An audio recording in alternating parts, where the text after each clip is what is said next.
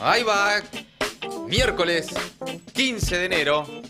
Amigos, amigas, mucho para comentar. Bueno, muy atravesada la agenda por el dato de inflación y la decisión del gobierno de pisar más el dólar, de meterle ahí a fondo al crawling peg y la celebración del fin de la inflación por parte de los libertarios. Pero bueno, por supuesto también vamos a repasar un poco el costo social de esos números, también las dificultades que están atravesando especialmente los trabajadores, la clase media, los más pobres, la industria nacional también, la producción. Hay novedades en Bristol que va a recortar producción y empleo.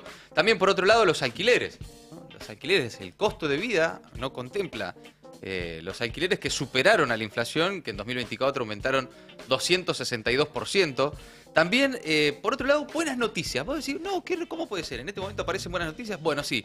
Los sitios de memoria deberán permanecer abiertos por una decisión que tomó y resolvió en las últimas horas el juez federal Ariel Lijo. Mirá quién trae una buena noticia a la mesa. El juez Ariel Lijo. Bueno, pero vamos a ver de qué se trata eso.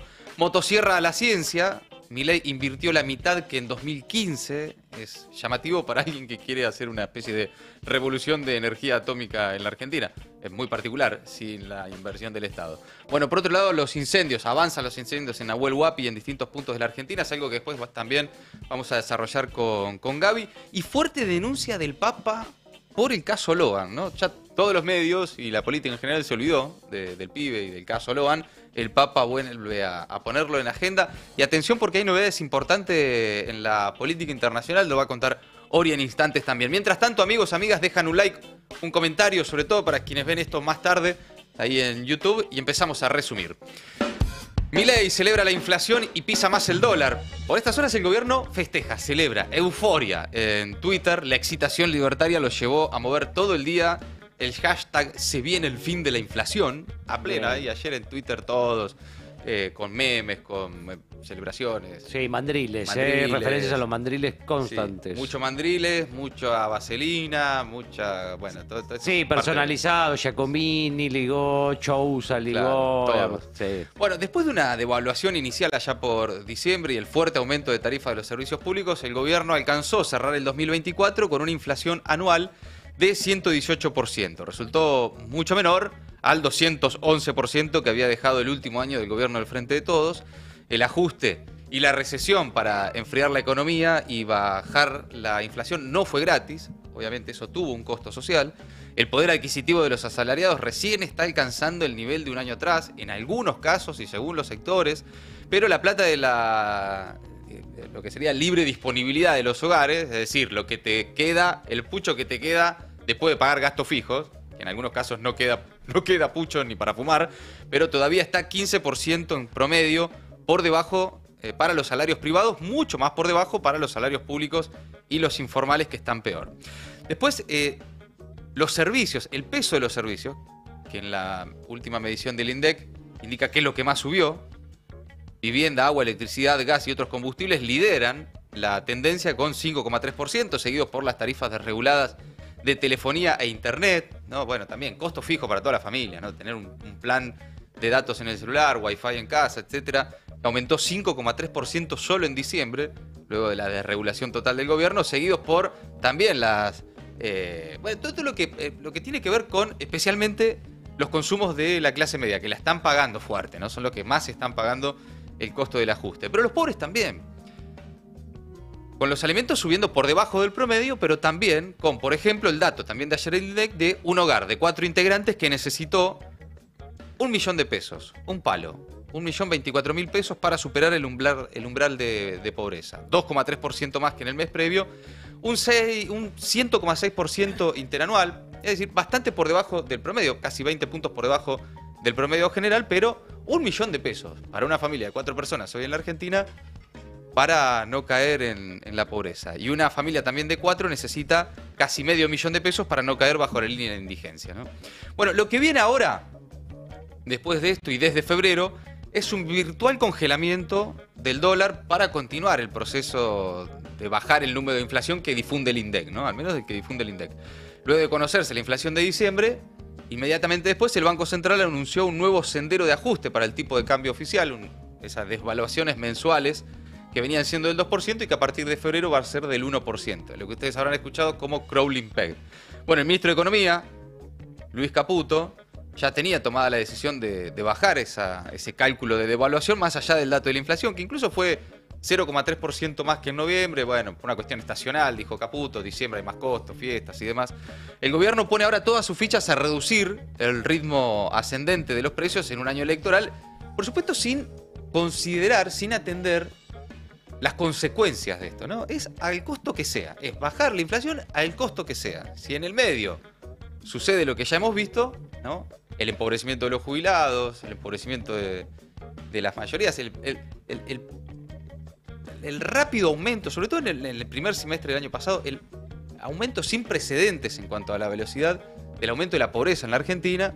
Después, bueno, hay mediciones, veremos ya cuando lleguen las oficiales, que dicen que en el segundo semestre se empezó a bajar. Bueno, cuesta encontrar explicación de que esté bajando la pobreza en la Argentina cuando vos ves el costo de vida, ¿no? Pero bueno, el gobierno ahora le mete fichas a frenar aún más, a pisar aún más el dólar para seguir bajando la inflación. Bueno, con el dólar barato van a ser aún más baratos los productos importados. Sí, claro, claro. Por lo tanto, varios sectores de la producción nacional se van a ver afectados con el resultado que ya estamos viendo, que ya vimos durante todo el año pasado, que es el cierre de empresas, la pérdida de empleo y demás. Bueno, por cierto, mucha libertad de mercado, viva la libertad carajo, la libertad total de todas las variables económicas, salvo justamente que tenés cada vez más intervenido el dólar y que las paritarias tienen un techo hoy en la Argentina. Entonces, las dos anclas que explican un poco la estrategia del gobierno para que la inflación no suba es contener el dólar y mantener pisado también el poder adquisitivo de los ingresos. Hoy se basa en eso. Por lo tanto, esa frase de Milei de la inflación es en todo lugar y en todo momento un fenómeno únicamente monetario. Claro, sí. No es verdad, no es verdad. Verso total, ese mantra que Milei repite cada vez que puede, no se corrobora luego en la realidad. Por cierto, a Milei siempre hay que analizarlo más por lo que hace que por lo que dice, ¿no? Porque hay como un Milei mucho más heterodoxo al momento de tomar medidas económicas que lo que luego uno lo escucha en sus exponencias, ¿no? A nivel mundial. Sí, sí, sí. Lo he dicho en entrevistas que cuando ya estaba por el 3 y pico la inflación, que decía que 2 y pico de esa inflación era por el crawling peg que arrastraba a los precios. Así que. Exacto. Bueno, mientras tanto, la fiesta de la timba financiera está a pleno y se van a quemar reservas para sostener esta frágil estabilidad que el gobierno vende como un éxito consolidado. Que, por cierto, esto también hay que decirlo, hace que conecte con algún sector de la sociedad que realmente tenía, para el gobierno de Milei, casi como mandato principal, bajame la inflación al costo que sea. Había un sector, y hay un sector de la sociedad, que pedía eso. ¿Cuál era el mandato del triunfo de Milei? Bajar la inflación. Más allá de todo lo demás, bueno, también de la ruina del sistema político que permitieron eso, lo que ustedes ya saben. Pero el mandato, si voy a decir, el mandato principal que tenía Milei al momento de asumir su gobierno, ¿cuál era? Bajar la inflación. El fin de la inflación, como dice su libro, ¿no? Bueno, después ya todos hemos visto y hemos relatado, y cada día nos dedicamos a relatar el costo social de este programa de ajuste. Escuchemos ahora al director del Centro de Economía Política Argentina, Hernán Lecher, que cuenta por qué la inflación no se refleja en el consumo de los argentinos. El gobierno dice, no, los salarios recuperaron el poder adquisitivo perdido. Ah, fantástico. Yo puedo comprar la misma carne que podía comprar a final del año pasado, pero los datos dicen que compro 10% menos. Claro, sí. O nos volvimos todos veganos, no sé. O gasto ahorita en otra cosa. Me compro 10% menos de yerba y 10% menos de leche, que son consumos populares, pues no estoy hablando de cosas que voy a decir, bueno, tengo un excedente. No. ¿Por qué compro menos si supuestamente puedo, a ver si se entiende, puedo comprar lo mismo pero elijo comprar menos? No tiene sentido. No, ninguno. No tiene sentido económico. Lo único que está expresando es que efectivamente la medición de la inflación no refleja los consumos de los argentinos. Bueno, hay esa conversación permanente que tenemos todos, que es, vos escuchás que baja la inflación, Milei domó la inflación, Toto Masterclass, hashtag se viene el fin de la inflación, y vos decís, che, pero a mí la guita me alcanza para menos cosas que hace un año, ¿cómo puede ser? Bueno, hay varias explicaciones al respecto, pero el hecho de que vos tengas el consumo por el piso, que por el piso el consumo de carne, por el piso el consumo de leche, por el piso el consumo de yerba, es decir, el consumo de bienes cotidianos, populares, indica que algo está fallando en la medición. Ahora, viste que también está muy en tema la medición del INDEC no contempla como debería la carga de los servicios públicos y demás. Un debate que el propio Marco Labaña, titular del INDEC, viene impulsando desde hace rato, que dice, che, esto hay que cambiarlo. Ya hace más de 10 años que no se cambia la metodología de medición de la inflación en la Argentina. Ahora, también hay que decir algo, para ser justos en ese sentido, que es la misma metodología con la que se midió la inflación durante el gobierno de Alberto Fernández y durante el gobierno de Mauricio Macri. Y da menos. O sea, si la cuestión es metodológica, bueno, es la misma metodología que teníamos hasta por lo menos no hace mucho, midiendo inflación en un nivel realmente aturdidor para la vida cotidiana de las personas. Eso no hay duda, de eso no hay duda. Sí. Lo que sí es cierto es que, por ejemplo, las tarifas, digamos, los servicios tenían un lugar mucho menor antes que lo que tiene ahora. Sí, completamente, totalmente de acuerdo. Y así con un montón de cosas. Totalmente de acuerdo. Pero ese relato, de alguna forma, ese argumento de la inflación en realidad es más alta porque no mide tal cosa. Bueno, pero es la misma forma en la que se medía la inflación hace 2 años cuando el gobierno de Alberto Fernández le daba arriba de 200 puntos. Eso también es cierto. Sí, no quiere decir que el precio de los bienes no esté efectivamente subiendo menos de lo que subía antes. Eso es Sin embargo, es notable porque es parte de la conversación con cualquiera, cotidiana, que claramente la guita alcanza para menos. ¿Por qué? Bueno, porque justamente una de las anclas para bajar la inflación es que te alcance para menos. Es congelar el consumo, ¿no? Habló Martín Guzmán también, ex ministro de Economía, justamente. Dijo que este año no hay implosión de nada. Estuvo anoche en Cenital ahí con Tenenbaum y O'Donnell. Pronosticó que la inflación va a seguir bajando, que vamos a crecer un poco y que vamos a poder pagar la deuda, pero alertó que se va a deteriorar el mercado de trabajo, de lo que venimos charlando, y que la sociedad no va a vivir mejor. A ver qué dijo. Este año no hay implosión de nada. ¿Estás hablando del 2025? Sí, no, el 2024, yo ya decía, y creo que se lo dije en una entrevista a ustedes también, que esto no implosiona. 2025 tampoco. Tampoco. Yo veo que la inflación va a continuar bajando, que la actividad va a crecer un poco y se va a poder pagar la deuda. Que al mismo tiempo vamos a tener un deterioro de las características del mercado de trabajo y un sistema productivo en donde algunos crecen mucho y eso suma y otros se contraen y eso resta y en el agregado la sociedad no vive mejor. Como vamos a crecer un poquito, va a haber una parte de la población que va a vivir un poco mejor. Bueno, y ahí está la Argentina de 2 velocidades de la que venimos hablando ya hace rato, que es la que estamos viendo este verano, ¿no? El que se fue a Florianópolis, el que está pidiendo zapatillas por Amazon, el que hace tours de compras a Chile y Paraguay y vuelve con televisores. La película Plata Dulce, esta ya la vimos también en los 90, y está el que no llega al 10 de cada mes, ¿no? El que le alcanza para menos remedios que para antes, para menos alimentos que para antes, para menos zapatillas que para antes, ¿no? Y con todo esto se va a profundizar esa diferencia de velocidades entre Argentina, en la que hablabas ayer también. La profundización de la desigualdad, eso va a suceder, pero va a haber un sector de la Argentina que va a responder favorablemente a este proceso y probablemente este año el gobierno, con que haga, esto lo venimos charlando también, con que haga 30%, con que haga 30 puntos en la elección de este año, siendo buenos, Sí. Conservadores, 30% a nivel nacional, va a tener más diputados y más senadores que lo que tiene hasta ahora, ¿no? Sosteniendo, si es que logra sostener este modelo. Después, a todo esto hay que ponerle la pregunta, que es también parte del debate, que es si es sostenible. ¿Cuánto es sostenible?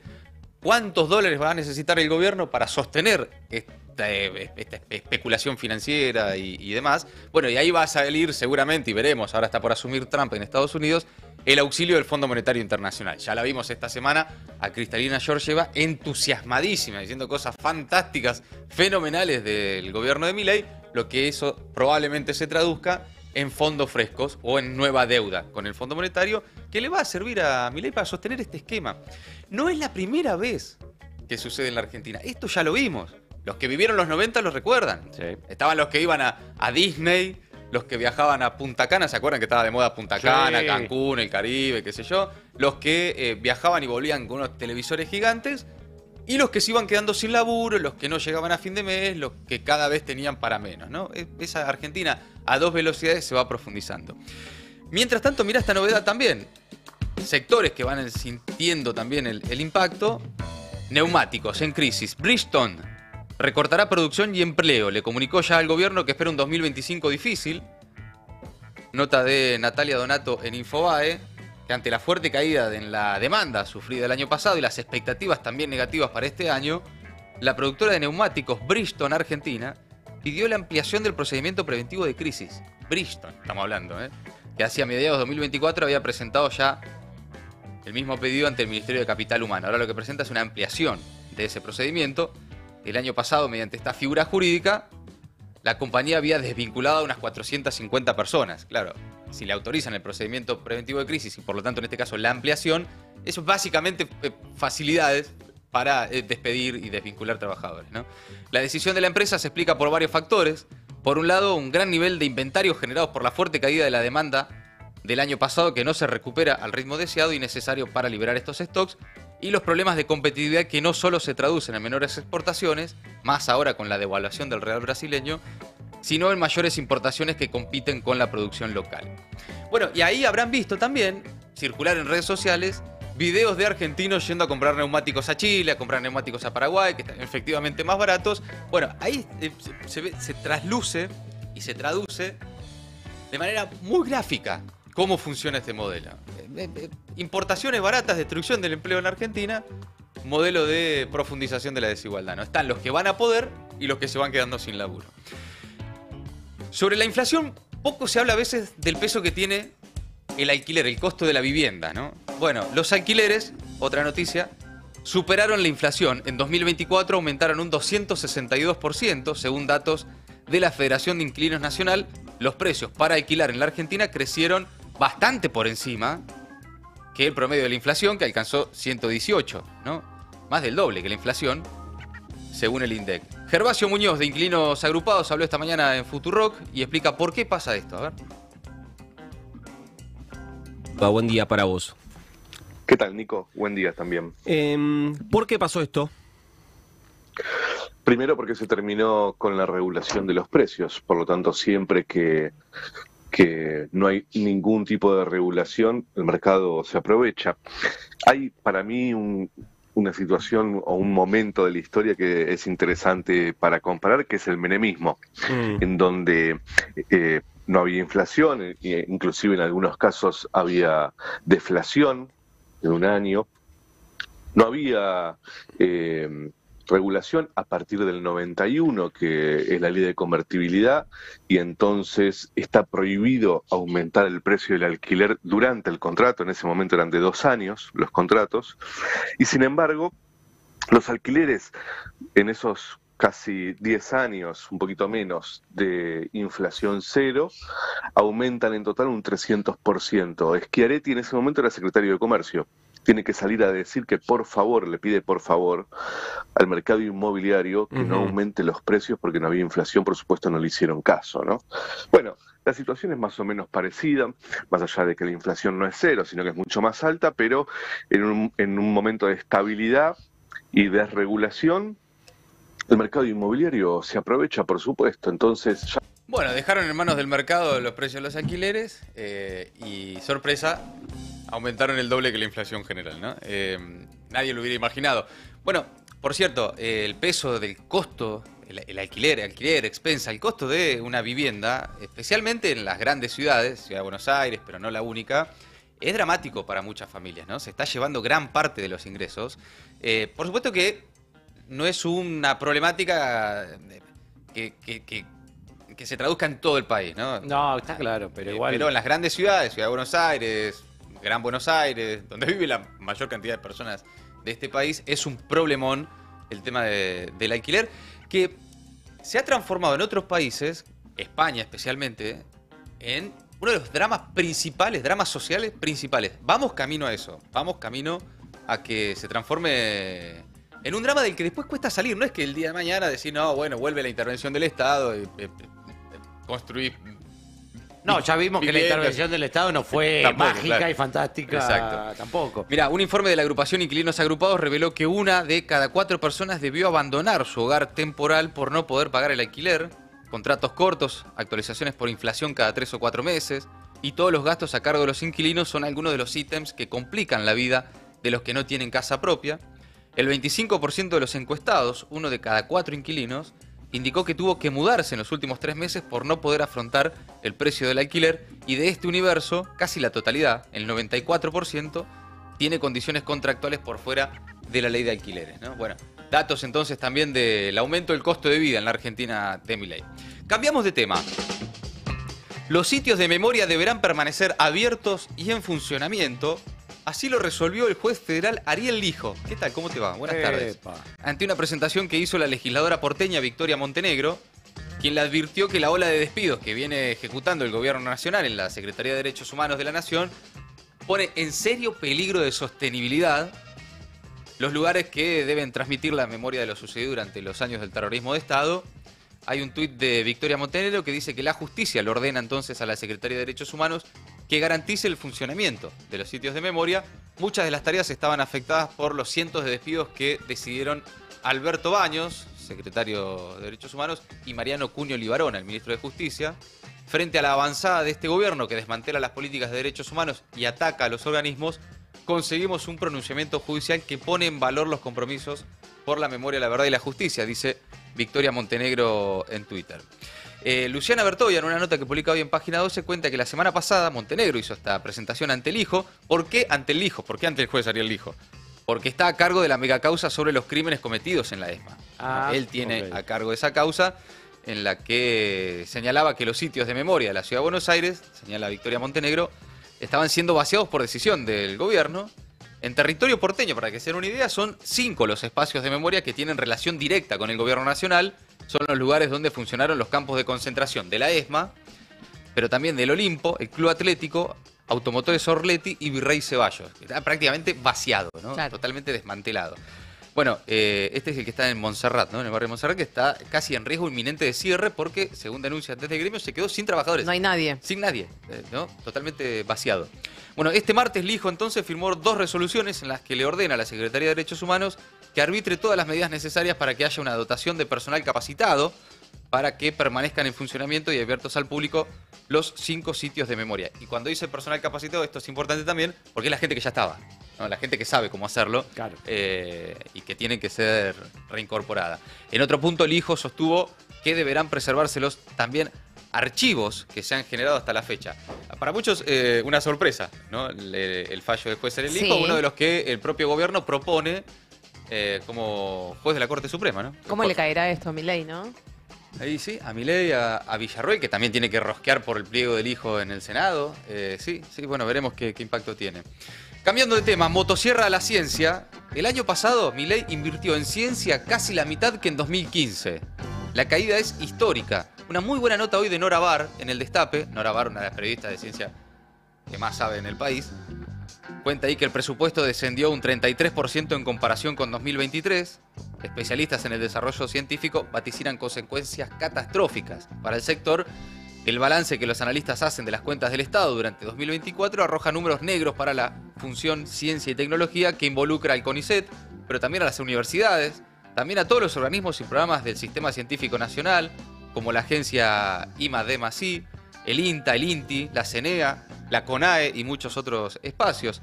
Es una reducción del 43% con respecto a su máximo de 2015, es lo que destaca el informe del Grupo Economía, Política y Ciencia del Centro Iberoamericano de Investigación en Ciencia, Tecnología e Innovación, del CICTI.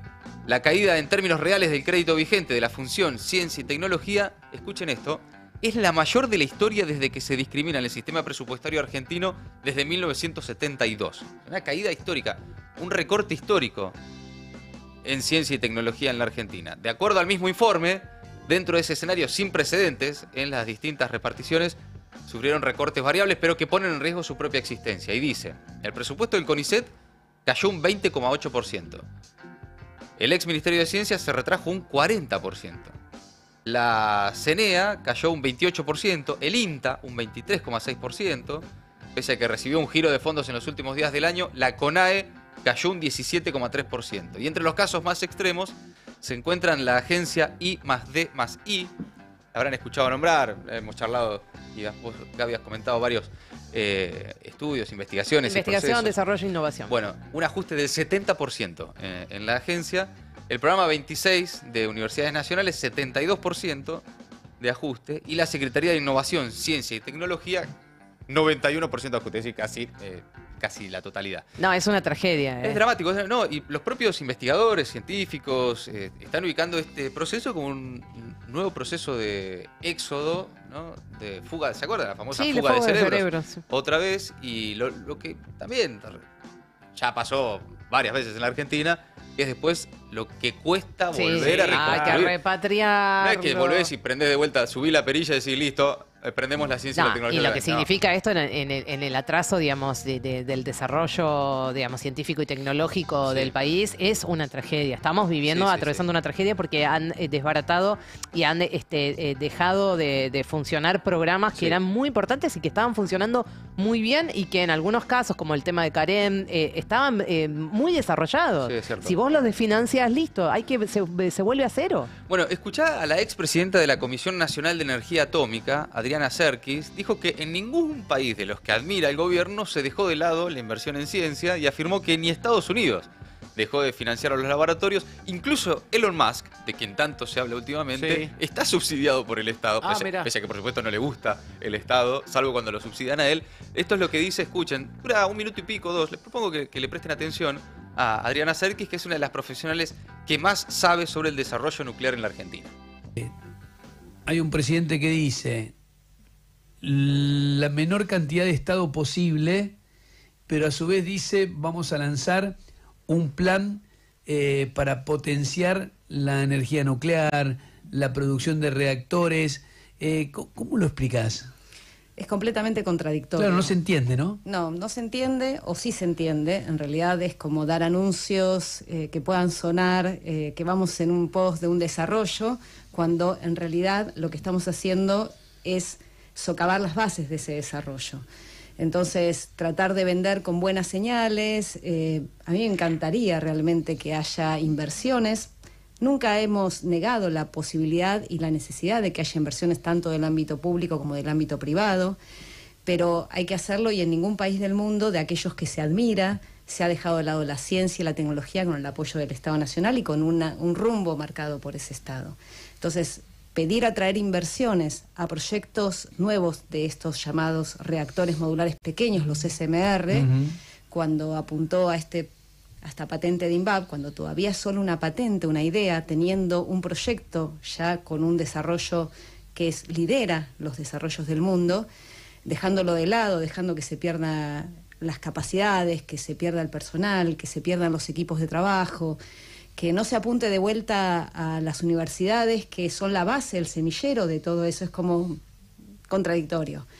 Porque en ningún lugar del mundo, ni siquiera en Estados Unidos, es uno de los pocos países en el cual la industria nuclear está en el ámbito más privado, ha dejado de financiar desde el Estado Nacional los laboratorios nacionales, las universidades, que son pagadas por el Estado Nacional. O sea, ya pensemos en el GPS o en Internet o en cualquiera de los desarrollos que siempre han sido incubados desde los lugares nacionales. E incluso podría decirte de que Elon Musk está siendo subsidiado por el Estado a través de contratarlo de la NASA de manera... Claro, porque a su vez Bueno, ahí muy claro el panorama, ¿no? Con Reinaldo Sietecase en Radio Con Vos, de la expresidenta de la Comisión Nacional de Energía Atómica.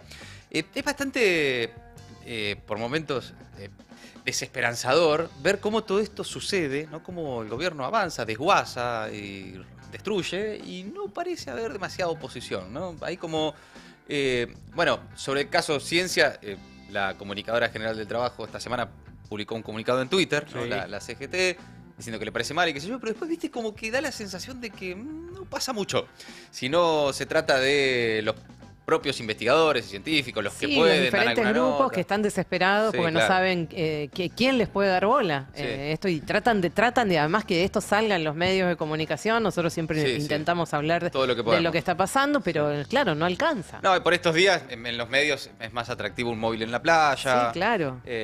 Wanda. Toda la cuestión, que está bien, pero obviamente no tampoco puede estar todo el día viendo cómo el gobierno destruye la ciencia, pero la poca bola que se le da a esto, teniendo en cuenta lo importante que es para el destino de la Argentina. El golpe es que llamativo. significa, Sí, bueno. el retroceso que significa Sí. para el desarrollo de un país es abismal. Digo, para medios que hablan, está bien, hay medios que sí, obvio, que yo, el uso no le vas a pedir que no, No, tenga por un supuesto. móvil en la playa, pero ahora hay móviles, hay medios que tienen una visión diferente a la del gobierno y que no se ocupan del tema Sí, también. pero también la política, ¿no? Sí, la política El también. desamparo político es total, ¿no? Hay obviamente, no digo total porque hay honrosas excepciones, pero el silencio es muy llamativo. El silencio de la política, de quienes pretenden tal vez en algún momento presentarse como una alternativa a este camino de desguace de la nación, es llamativo. Sí.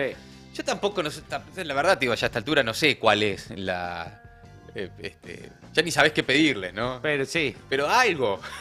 Que Alguien algo, ¿no? Tirate, Sí. tirate un tuit, algo. Decir, che, me parece mal esto que está pasando.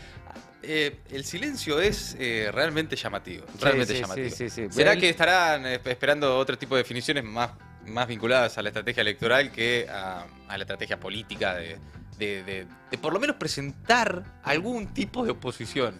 Y Claro. demostrar algún tipo de camino alternativo. Si no, es como que este es el único camino. Por eso te digo, frente a esa ausencia, digamos, de voces que se alcen, digamos, para denunciar qué es lo que está pasando, digamos, Sí. de parte de la dirigencia, muchos de los compañeros científicos, científicas, tratan de acudir a los medios, que tampoco les están Claro. dando bola, porque ahí es Claro. cuando empiezan a tener repercusión, capaz que levantan alguna, digamos, alguna Sí, conciencia, sí. digamos. Poco y nada. Pero Pasa. bueno, ¿Sabes no, qué no está empezaba? pasando ni una cosa ni la El otra. Lino Barañao. ¿Qué tendrá para decir Lino? Lino Barañao, que siguió, ¿se acuerdan? Era, Sí. para quien no lo recuerda, ministro de Ciencia del gobierno de Cristina y Sí. siguió en el cargo cuando asumió Mauricio Macri la Sí. presidencia de la Nación. Excelente. Sería una buena nota, Lino Barañao. Natón. Nata. Bueno, cambiamos de tema. En un rato lo vamos a profundizar, lo que está sucediendo con los incendios en la Argentina, pero bueno, es lo mismo. Mientras los medios nacionales siguen al minuto a minuto de otros temas o de los graves incendios en Estados Unidos, acá, en el Parque Nacional Nahuel Huapi, ya se quemaron 3.500 hectáreas y los brigadistas que enfrentan el fuego no tienen ni contrato. Ante el riesgo extremo de incendios, la sequía y las condiciones climáticas, se está solicitando a los turistas y a los residentes que sigan las indicaciones de las autoridades, que eviten encender fuego en áreas no permitidas o hacer una fiesta y una fogata como hizo Juliana Aguada también en el Parque Nacional Nahuel Huapi. ¿La vieron? Tuvo lío. Juliana Aguada, ¿se acuerdan de Juliana Aguada? Sí, claro. Estuvo ahí con claro. amigos haciendo una fogata en el Sí, Nahuel Huapi. pasa que estaba inaugurando la nueva casa, que hizo una cosa re linda. Mucho, quedó, muy cool. No, le quedó re lindo. Muy lifestyle. Mucha madera. Sí. Muchos alerces. Pero mientras tanto, esta situación es verdaderamente dramática porque este sábado los trabajadores del Parque Nacional Nahuel Huapi convocan a toda la comunidad a un abrazo icónico al lago para denunciar la situación de extrema precariedad y los 130 despidos que ponen en riesgo la protección de los parques. Desde ATE están denunciando que directamente Milei pretende vender a manos extranjeras los parques nacionales. Y ahí tenés a los brigadistas nacionales que combaten los incendios en la Patagonia mientras están preocupados porque no tienen contratos laborales asegurados para este año. La situación incluye a 400 trabajadores que pertenecen al área de parques nacionales, muchos de los cuales se encuentran en el Parque Nacional Lanín combatiendo el fuego y otros que están en el Nahuel Huapi también hace algunos días, pero no tienen contrato ya, muchos de ellos, para seguir laburando en lo que queda del año. Bien, para ir cerrando, y antes de meternos en las últimas novedades del mundo, con un breaking news importante, habló el Papa Francisco. Señaló que una de las principales hipótesis que manejan las fuerzas de seguridad y las autoridades que investigan en la Argentina la desaparición de Loan Danilo Peña es que haya sido víctima del tráfico de órganos. Se estaba refiriendo a una situación general en el mundo y en un momento puntual especifica el caso de Loan, que acá es como que ya se borró de la agenda informativa. Lo escuchamos ahora al Papa. Tiene traducción al español porque él habla en italiano. A ver. Hay un caso anche nel mio paese, también en mi país, un ragazzino chiamato Loan, un niño llamado Loan fue secuestrado y no se sabe dónde está. una delle ipotesi Y una de las è che è hipótesis stato mandato es que ha sido llevado para traspianti. E questo quitarle los órganos para hacer trasplantes y esto se hace, sépanlo, esto se hace. la cicatrice, altri muoiono. Algunos se quedan con cicatrices, otros mueren. Per questo io vorrei Por esto ricordare questo ragazzo quisiera Loan, recordar hoy a este niño, Loan. Ahí está, el Papa Francisco recordando a Loan, el niño que durante un buen tiempo era el tema, ¿no?, a nivel nacional, el tema en el que estaban todos los medios, todos los canales y que de repente, bueno, ya todo el mundo se olvidó. Atención, breaking news, noticia importante de último momento a nivel internacional. Orián Fleischer, ¿qué pasó? Así es, hace minutos nos enteramos de que el gobierno de Israel, el gobierno encabezado por Benjamin Netanyahu y el grupo Hamas, junto con la Jihad Islámica, llegaron a un acuerdo este miércoles para una tregua en Gaza y un canje de rehenes israelíes de los que fueron secuestrados en los atentados de octubre de 2023 y prisioneros palestinos. Ojo, tenemos todos en este momento la mirada clavada en las pantallas de Breaking News porque el plan no ha sido anunciado oficialmente, aunque sí ha sido confirmado por fuentes de las partes involucradas en estas negociaciones a varias agencias de noticias internacionales y que el propio Donald Trump también lo salió a confirmar, salió a confirmarlo en su red social. Pero hay que esperar el anuncio oficial. El pacto, Mati, de ser confirmado llega después de varios meses de negociaciones intermitentes con la mediación de Qatar, desde donde se debería anunciar el acuerdo en cuestión, Egipto y también con el respaldo de Estados Unidos.